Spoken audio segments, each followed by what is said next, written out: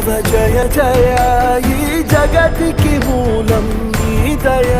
నీ దర్శనముంది వెలిగిన జ్యోతి మనసున చిన్మయ పరమా